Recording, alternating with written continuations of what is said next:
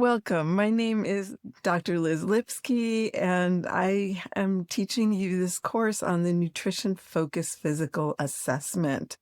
It's a very cool skill and one that I hope that you'll add to your toolkit that's already stuffed. And maybe you won't even be able to close the lid on that box, but still, it's one that I hope that you'll take some pieces of. It's a head to toe assessment that's done very quickly with your patients and even sometimes your friends, because you'll be having dinner with them and you'll notice cracks in their tongues, or you'll notice something odd about their skin, and you'll just go, huh, interesting. And it's another part of your pattern recognition language that you'll be using. For those of you who don't know who I am, I have a PhD in clinical nutrition. I have been in the field for a long time. I think I got my master's degree in 1979. And most recently, I was the director of academic programming and curriculum and also a professor at Maryland University of Integrative Health. And I retired from that a couple years ago. I developed their doctoral program, which was the first regionally accredited doctoral program in integrative and functional nutrition. I'm the author of Digestive Wellness, which is now in its fifth edition. In 1998, I wrote a book called Leaky Gut Syndrome. It was like a little booklet. Let's see, what else can I tell you about me? I teach for IFM and for A4M in their GI modules. And right now I'm a consultant content editor and somebody who adds things for AlgaCal. And none of that has anything to do with what we're going to talk about today. So that's just a little bit about me. So here we go. First of all, I want to thank Dr. Karazian. Datis is one of my favorite people, and I want to thank him for this opportunity, and also thank Susan Vennerhelm and John Dahlgren. They've made this whole process so easy. So with that, let's just get into the topic and really look at it. What we're going to be talking about is I've got this broken down into 9 categories. And so we're going to do an introduction to what is a nutrition-focused physical assessment. Another piece of this is that the physical exam used to be the bread and butter of old-timey doctors. They would smell a person's breath. They would look at their skin. They would palpate the spleen. They would really get so much information out of what was going on. You can learn so much from having a good physical assessment. But what's happening is that for the length of time that we have to see people, with how insurance covers things, with the urgency of other people's other health issues, this gets lost. And also with telemedicine, it gets lost. And we don't have that hands-on approach. And I remember I'm not in practice anymore, but when I was in practice, shaking hands with somebody or giving them a hug at the end of our session together, for some people, that's all the touch they've had in weeks. Touch is a very important part of what we do. When I was in practice, a lot of times I would think, oh, what I do is important because it's research-based and it's based on the evidence. And when I recommend this supplement or recommend this thing, it's because of the research. But we know how important a placebo is. It's about a third of our healing response. And when we sit and listen to somebody, when we take the time to touch them and show that we're paying attention, it really can make such a huge difference. I think being a nutritionist, I've worked in a lot of different clinics in the past and also had my own private practice. And I had the luxury of spending an hour and a half to 2 hours with somebody on a first visit to just go, tell me about your life. I have a model in my brain of the future of medicine, and the future of medicine is going to look more like my dental care. I go in, I get my teeth cleaned. Maybe the dentist pops in every 6 months for saying, oh, everything looks good, or you want to be aware of this, whatever. And that's really my model, is that when we go to see a physician, that if we're having an acute issue, we want to see the physician or nurse practitioner, or whoever the clinician is. And we really want to get that sorted out. But most of us have chronic health issues. And our form of medicine really wasn't designed for that. And what we know is that 80% of our chronic health issues lies in our lifestyle, in our sleep, what we eat, our community, and who's part of our daily world, our movement patterns, how we rest and relax. So much is there. So again, if you're not using an intake form that has a lifestyle assessment where somebody brings you in at least a 3-day food diary and a sleep diary and an exercise journal, please add those. They don't take a long time to look at, and they add so much. I was working with a woman and her son, and she owned a coffee, cookie, and ice cream company. And when I looked at their food diaries, what do you think they were eating? The son was only 12, so he wasn't having a lot of coffee, but he was having a lot of cookies and a lot of ice cream. And her food diary, I think, was one of the worst 2 I've ever seen. And her son was having a lot of issues with attention deficit and a lot of learning problems in school. And I said, you know what? I'd like you to eat an elimination diet for 2 weeks. And then we're going to meet again and we're going to see how you feel. And he said, okay. And I said, but you know what? On Saturdays, you can eat anything you want. You want to eat your cookies and your ice cream, go for it. I'm good with that. Everything's fine. You see how you feel on Saturdays and Sundays. And then Sunday, go back on the diet. So he comes back in a couple weeks and he's noticeably better. And what he says to me is, on the second week, I went to a birthday party on Saturday and I really binged on cake and ice cream. And I was disturbing to everyone. They asked me to go spend some time in a room by myself for a while. So this is the power of food. I love the effect that food and elimination diets of various types can have on people.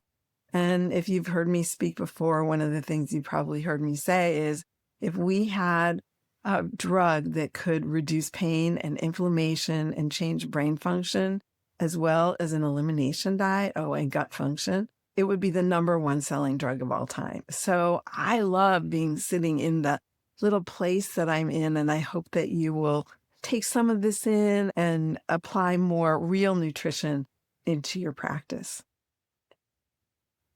So in the nutrition focused physical exam, we're looking at everything. We're going to look at muscle mass. We're going to look at fat stores just by touching people. If you can feel their ribs and there's no fat around those ribs, you're going to notice that. We're going to look inside people's mouths at their hair, skin, and nails.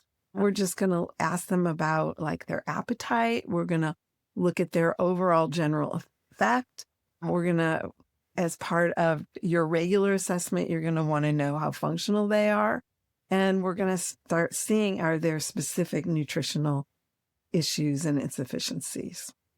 So this has typically been in the field of dietetics.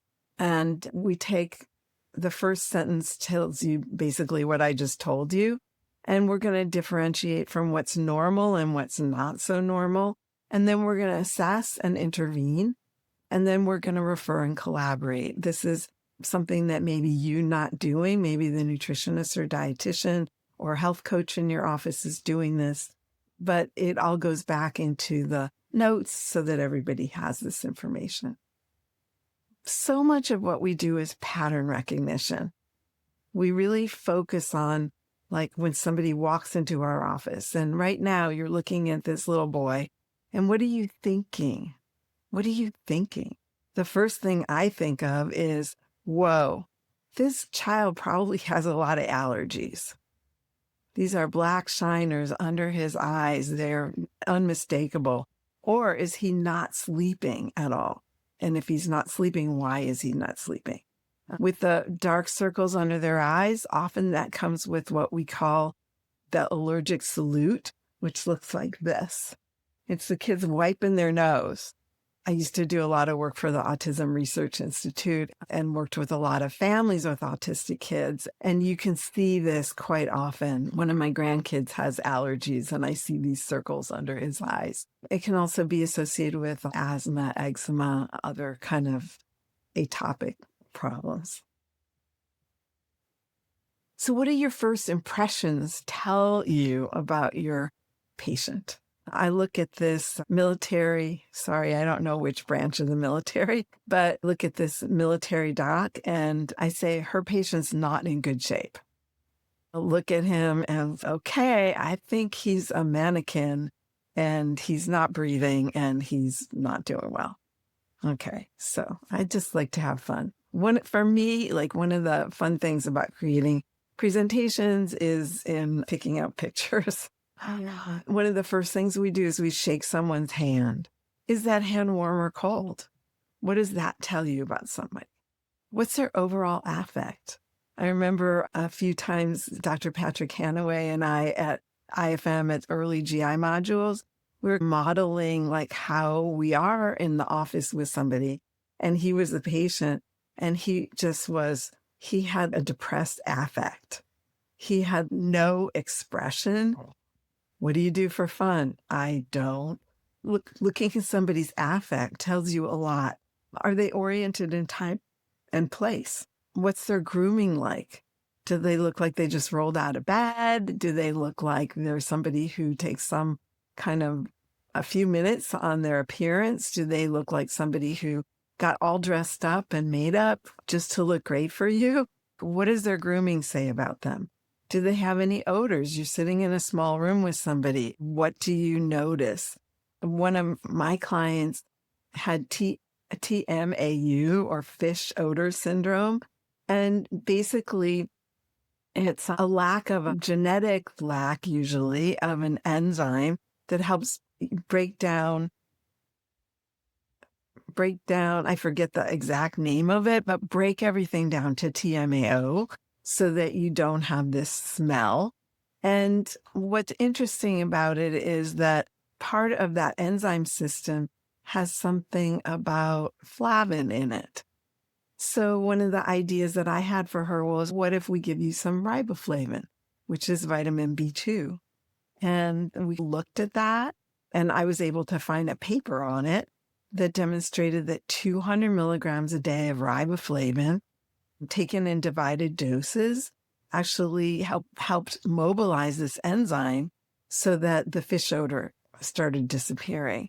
She and I looked at kind of the foods that were involved, and she already knew that seafood was really bad for her. Any kind of fish or shellfish made the smell way worse, but also high choline foods can make it worse. Eggs, liver, peas, beans, peanuts, soy. And so looking at some of this, we started playing. We worked with an elimination diet where we looked to see were any of the other foods having an issue on this. She had been everywhere and she was really suffering. I'm sure you've seen people with TMAU in your practices. And she was able to really get this under control. Starting to think about odors. Do you smell a sweet acetone smell? You know what that means. It means somebody's probably diabetic and uncontrolled diabetes. Blood sugar is way too high. So this reveals early signs and symptoms that can point to nutritional insufficiencies.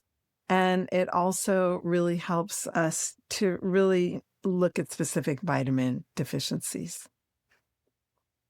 And then we take all of this and we put this with our other data and we add this to our plans. One thing that I want to say about this is I put an in-body scale here as a picture to remind me to talk a little bit about it. The in-body or Tanita, there are lots of smart scales, and adding one of these to your practice gives you so much information about what's going on with somebody's body fat, their lean muscle mass, also water placement in their body. One of the people, Dr. Doug Wilmore, who's a close friend of mine, help with the development of this. And then later on, he developed heart failure. And he uses this every morning at 6 o'clock a.m. and gets on the scale, and he uses it to see whether he needs a diuretic or not that day. And he's been able to decrease his use of diuretics by about 80% because he uses this. He's written up a case report. I hope it gets published soon. You want to know from somebody what their ideal body weight is and what their current weight is. Anyway, that's about all for this one. And then this is just one more toolkit, okay? Just one more.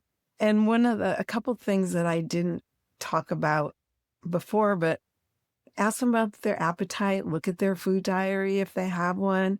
If they don't have a food diary, ask for a 24-hour dietary recall. It'll give you a sense of what someone's doing. And then also ask them who shops and cooks.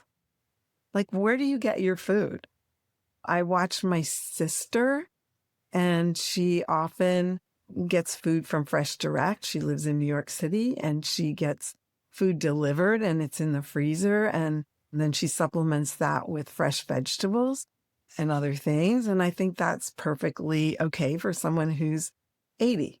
But I would still rather that she be cooking because I think fresh foods are better. And for me, cooking is part of my self-nurture. It's also part of my creative process at the end of the day of having something creative to do and saying, what would be interesting and delicious today? So we're going to integrate all of our lab data with these findings. These findings may actually inform what nutritional lab tests you want to run. Do you need a serum retinol level? Do you need carotenoid levels or B vitamin levels?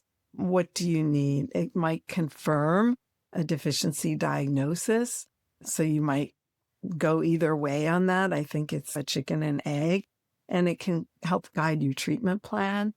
And then you just want to document everything so that you can collaborate with the rest of your team. If you're a licensed healthcare practitioner ready to evolve your functional medicine practice, explore over 300 hours of clinical training, master classes with leading functional medicine clinicians, and certification pathways. Or check out the Academy of Functional Nutrition and Lifestyle Medicine at afnlm.com. Whether you're on the path to certification as a functional nutritionist or simply want to optimize your own and your family's health, our skill-building approach builds real-world competence from the ground up. And lastly, if you're dealing with chronic health challenges, visit drknews.com for self-paced courses that help you understand and address fatigue, brain fog, autoimmune conditions, gut problems, and more using evidence-based approaches. The content on this podcast is for educational purposes only and is not intended to diagnose, treat, cure, or prevent any disease. Always consult with your healthcare provider before making any changes to your health regimen. Thanks for listening, and don't forget to subscribe and share with someone who might benefit.